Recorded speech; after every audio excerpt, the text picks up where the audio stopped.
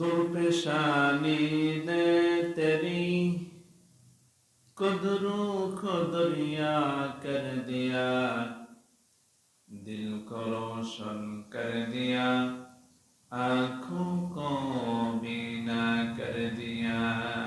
बलगल उला बिकमालिही कशफत दुजा बिजमालिही हसनत जमीउ खिसालिही सल्लु अलैहि वालिही।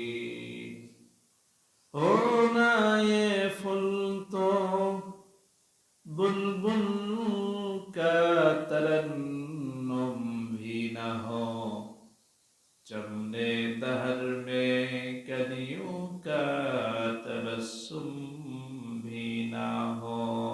बलगल उला बिकमालिही कशफत दुजा बिजमालिही हसनत जमीउ खिसालिही सल्लु अलैहि वालिही। আলহামদুলিল্লাহ, আল্লাহ পাক রব্বুল আলামিনের দরবারে শুকরিয়া আদায় করছি, যিনি পবিত্র জুমার দিনে শাবান মাসের প্রথম জমায় তিনার ঘর মসজিদে এসে নামাজ আদায় করার জন্য বসার মতো তৌফিক দিলেন। আমার মতো আপনার মতো অনেক মানুষ বিভিন্ন কাজের সাথে নিয়োজিত আছে, কেউ সাংসারিক কাজে, কেউ দুনিয়াবি কাজে, কেউ অশ্লীল কাজে নিযুক্ত আছে। কিন্তু আল্লাহ পাক রব্বুল আলামিন আমার মতো আপনার মতো গুনাহগার বান্দাকে পবিত্র জুমার দিনে কবুল করে তার ঘর মসজিদে নামাজ আদায়ের জন্য এসে বসার মতো তৌফিক দিয়েছেন। এজন্য আমরা সকলে অন্তর থেকে শুকরিয়া আদায় করছি। সকলে আমরা বলছি আলহামদুলিল্লাহ। দরুদ ও সালাম পেশ করছি আমার আপনার মাহবুব রাসূল, পিয়ারা রাসূল, যিনার উম্মত হওয়ার জন্য অন্যান্য নবীগণ আল্লাহ পাক রব্বুল আলামিনের কাছে দরখাস্ত করেছিলেন, অথচ আমার মতো আপনার মতো আমরা যিনারা বিনা দরখাস্তে তার উম্মত হতে পেরেছি, এজন্য আমরা সেই রসুলের প্রতি দরুদ এবং সালাম পেশ করছি। সকলে আমরা বলছি সাল্লাল্লাহু আলাইহি ওয়াসাল্লাম।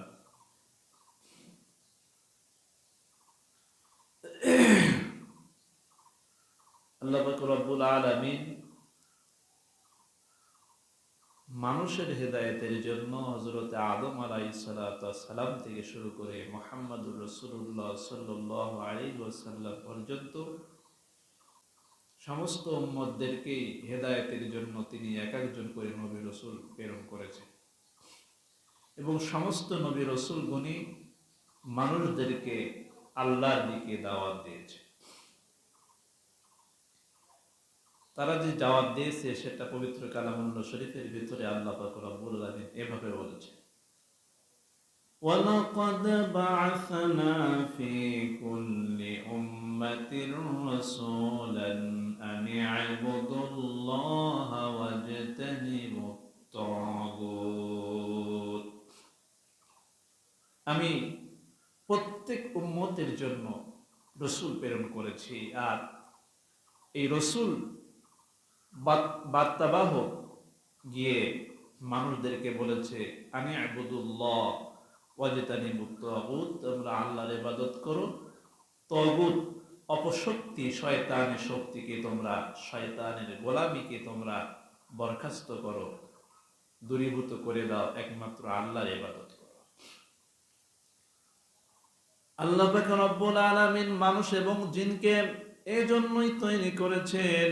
আল্লাহ পাক রব্বুল আলামিন শুধুমাত্র মানুষ আর জিনের হিসাব নেবেন, একথা আল্লাহ পাক রব্বুল আলামিন বলেন, ওমা খালাকাতুল জিন্না ওয়াল ইনসা ইল্লা লিয়াবুদুন।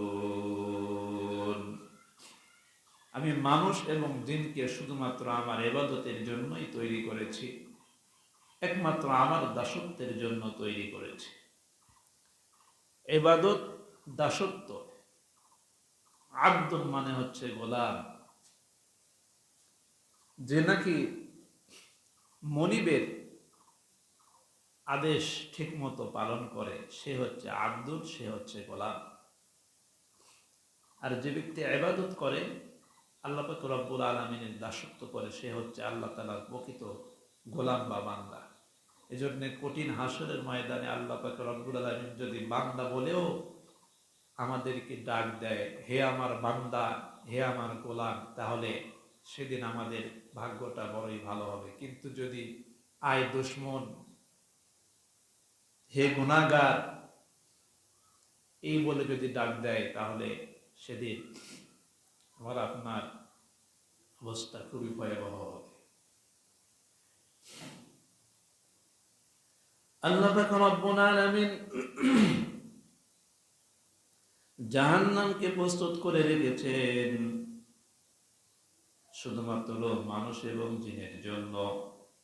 আল্লাহ পাক রব্বুল আলামিন এভাবে বলছেন, وَلَقَدْ ذَرَأْنَا لِجَهَنَّمَ كَثِيرًا مِنَ الْجِنِّ وَالْإِنسِ لَهُمْ قُلُوبٌ لَا يَفْقَهُونَ بِهَا وَلَهُمْ أَعْيُنٌ لَا يُبْصِرُونَ بِهَا وَلَهُمْ آذَانٌ لَا يَسْمَعُونَ بِهَا أُولَئِكَ كَالْأَنْعَامِ بَلْ هُمْ أَضَلُّ।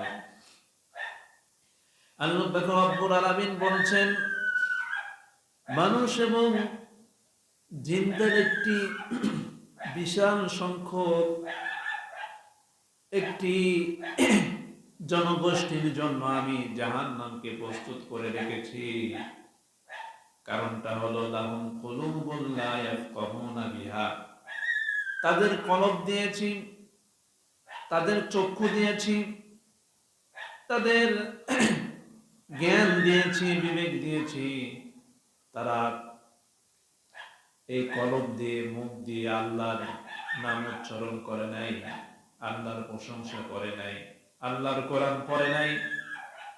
কান দিয়ে তারা ভালো কথাগুলো শুনে নাই, কালামুল্লাহ শরীফগুলো শ্রবণ করে নাই। চক্ষু দিয়ে আল্লাহ পাক রব্বুল আলামিনের নিয়ামতগুলো দেখেছে, নিয়ামত দেখেছে, কিন্তু সব কিছু দেখে আল্লাহ পাক রব্বুল আলামিনকে বোঝার চেষ্টা করে নাই। এজন্য আমি এদের জন্য জাহান্নাম প্রস্তুত করে রেখেছি। আল্লাহ পাক রব্বুল আলামিন বলতেছেন, যাদেরকে আমি চক্ষু দিলাম, যাদেরকে কান দিলাম, যাদেরকে ব্রেন দিলাম, বিবেক দিলাম, শক্তি দিলাম, এই সমস্ত কিছু দেওয়ার পরে যারা আমি আল্লাহ পাক রব্বুল আলামিনকে বোঝার জন্য চেষ্টা করলো না, আমার ইবাদত করলো না, উলাইকা কাল আনআমি বাল হুম আদাল, এরা হচ্ছে চতুষ্পদ জানোয়ারের মতো, এরা হচ্ছে শুকুরের মতো, এরা হচ্ছে ছাগলের মতো, এরা হচ্ছে চার পাওয়ালা জানোয়ারের মতো। শুধু এই বলেই তিনি ক্ষান্ত হলেন না, তিনি বললেন বালহুম আদাল, বরং এদের চাইতে নিকৃষ্ট হলেন। নাউজুবিল্লাহ।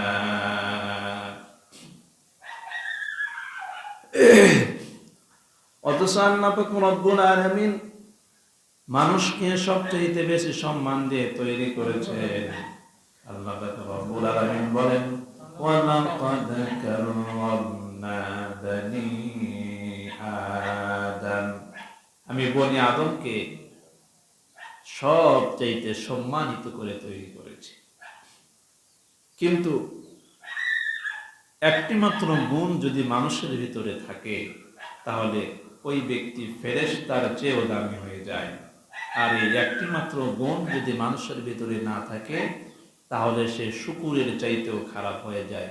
এটা হচ্ছে ইত্তাকুল্লাহ, আল্লাহর ভয়। পৃথিবীতে এতগুলো অশ্লীল ব্যাপার, মারামারি, হানাহানি, কাটাকাটি, এগুলো হচ্ছে শুধুমাত্র একটি অভাব, এটা হচ্ছে আল্লাহর ভয়ের অভাব। যদি মানুষের আল্লাহর ভয় থাকতো, যে আল্লাহ পাক রব্বুল আলামিনের দরবারে দণ্ডায়মান হতে হবে, এই ভয় যদি থাকতো, তাহলে এই পৃথিবীর বুকে মানুষগুলো, মানব গোষ্ঠীগুলো একটি সুশৃঙ্খল, একটি সম্মানিত মর্যাদা জাতি হিসেবে বেঁচে থাকতো। এজন্য যারা নাকি আল্লাহ পাক রব্বুল আলামিনকে ভয় করে চলবে, তাদের জন্য আল্লাহ পাক রব্বুল আলামিন দুইটা জান্নাত দিবেন। বলুন সুবহানাল্লাহ। আল্লাহ পাক রব্বুল আলামিন বলতেছেন, ওয়ালিমান খাফা মাকামা রাব্বিহি জান্নাতান ফাবিআইয়ি আলাই রাব্বিকুমা তুকাযযিবান। যে ব্যক্তি নাকি আল্লাহ পাক রব্বুল আলামিনের দরবারে একদিন হিসাব দিতে হবে, একদিন দণ্ডায়মান হতে হবে, এই কথাকে ভয় করে চলে, ভয় করে সে গুনাহ থেকে বেঁচে থাকে, জান্নাতান মাকাম রাব্বিহি জান্নাতান, আল্লাহ পাক রব্বুল আলামিন তার জন্য দুইটা জান্নাত দিবেন। বলুন সুবহানাল্লাহ। আল্লাহকে ভয় করে চললে তার জন্য আল্লাহ তাআলা দুইটা জান্নাত দিবেন। সুবহানাল্লাহি বিহামদিহি।